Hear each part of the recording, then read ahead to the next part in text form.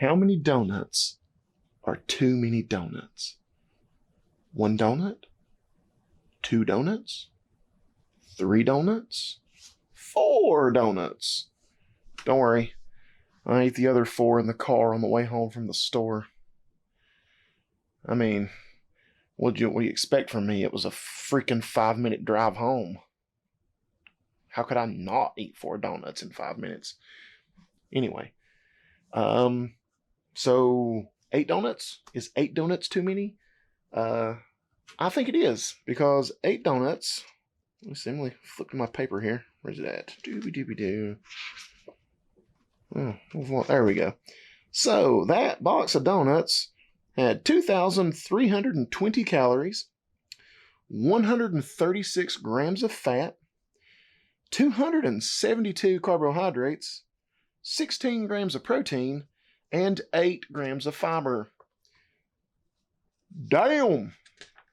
That's a lot of donut. But the sad part is, these donuts that you're currently watching me eat, those were just the beginning of my day. You're going to get to see a lot of gluttonous behavior in the rest of this video.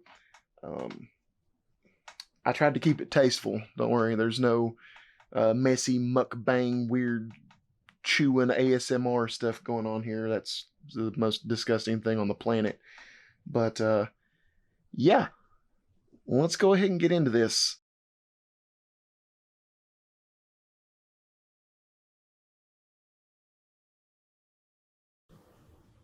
When I was young, I dreamed of a better life. A life full of smiles and joy and love. I dreamed of a soulmate and of my children, of the home we would live in and the memories we would make there. I dreamed of the books I would write and the films I would make, because that's what I've always wanted to do with my life. When I was young, I dreamed of a good life. But then, life happened.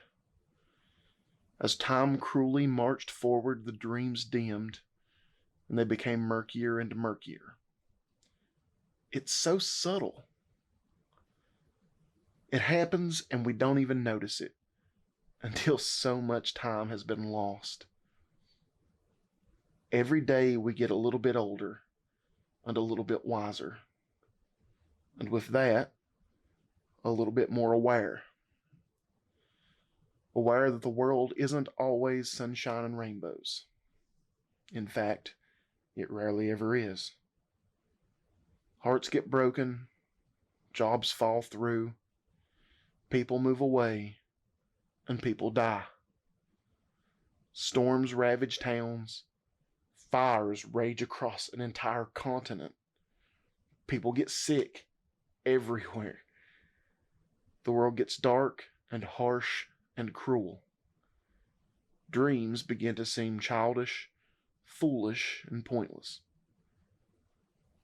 We develop a void within us, a hollow ache in our chest, a door to misery, sorrow, pain, disgust, rage, and desperation.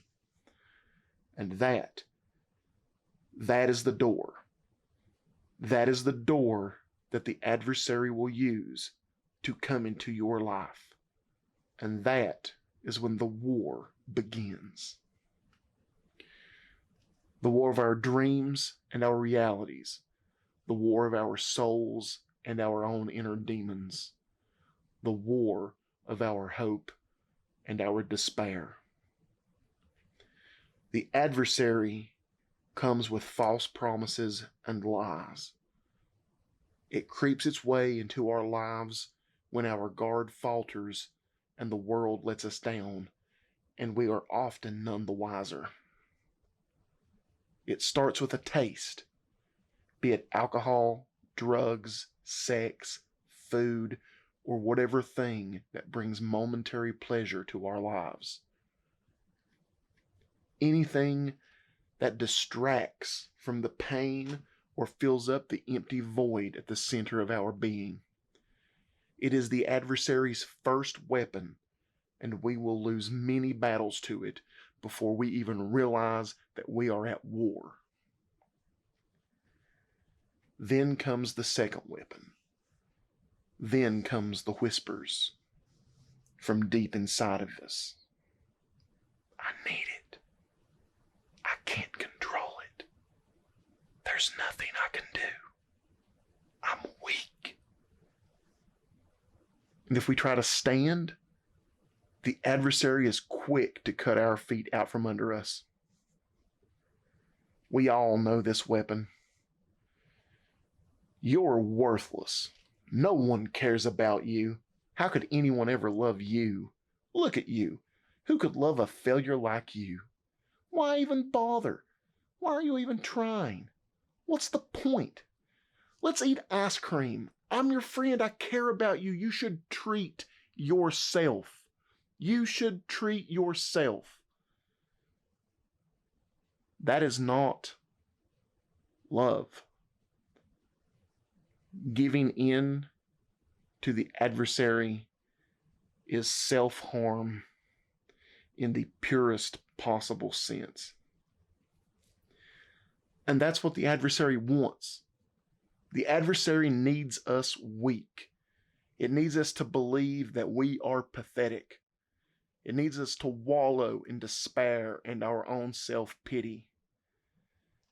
It wants us to be depressed. It wants us to be obsessed. It needs us to have a negative cycle just continuously repeating itself, keeping us down, making us not believe in ourselves, because that's how it gets what it wants. Pleasure. Pleasure, pleasure, pleasure, to the detriment of everything else. The adversary needs us defeated, because if you're defeated, you won't try, which means you are not exerting effort, which means the adversary gets to lay around and enjoy itself while you rot and decay into a shell of the person you are capable of being. Imagine the stereotypical image of the Sultan kicked back while beautiful people feed them grapes. That's the adversary. It's entitled, lazy, indulgent, selfish, greedy, lustful.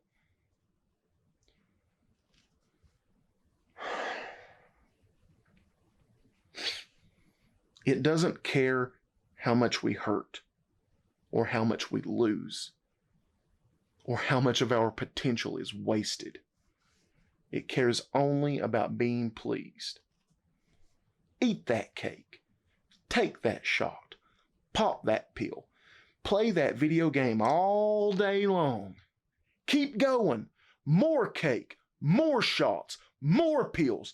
Don't sleep. Keep playing. Cancel your plans. Stand up to that person who's into you. Don't talk to your friends. They don't care anyway. Keep going. More, more, more. Isolate. Abandon hope. Give in. Be my slave. Feed me. Give me more.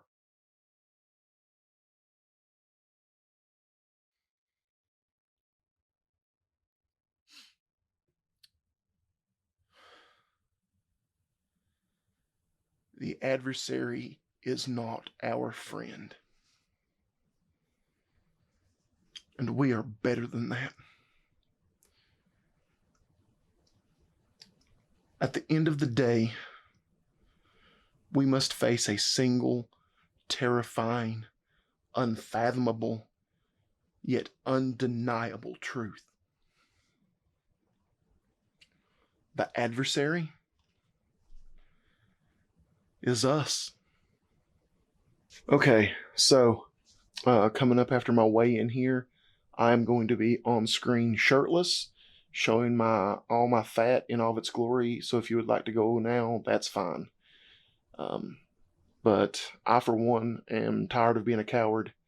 That's where I'm starting at, 335 pounds.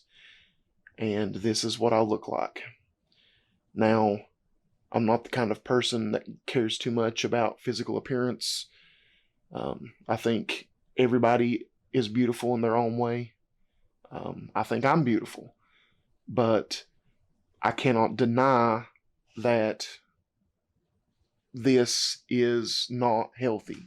To me, it is a visual representation of my poor health, and I am tired of being the adversary's bitch. So I don't know how I'm going to do it, but I'm going to try to keep everybody updated on a pretty regular basis, and I hope everybody else can find a way to fight their own adversary. Good luck.